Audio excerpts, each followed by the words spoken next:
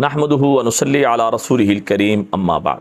چاہے مجھ سے اسٹام لکھوا لیں، زندگی میں ایک مرتبہ یہ عمل کرنے والا نبی علیہ الصلوۃ والسلام کی گارنٹی کے ساتھ پکا جنتی بن جائے گا۔ اور قرآن پاک کی چھوٹی سی سورت جس کو بچہ آسانی سے پڑھ سکے، یاد کرنے میں بھی ٹائم نہ لگے، کیا آپ لوگ 20 منٹ اس سورت کو نہیں دے سکتے کہ پڑھ کر پکے جنتی بن جائیں؟ حدیث سن لیں، نبی علیہ الصلوۃ والسلام نے فرمایا، اور ترمذی شریف کی یہ روایت ہے، من اراد ان ینام علی فراشہ، جو آدمی سونے کا ارادہ کرے بستر پر لیٹے، فنام علی یمینہ، اور دائیں کروٹ پر لیٹ کر، ثم قرأ سورہ اخلاص 100 مرہ، 100 مرتبہ سورہ اخلاص پڑھ لے، فَإِذَا كَانَ يَوْمَ الْقِيَامَةِ، کیا ہوگا؟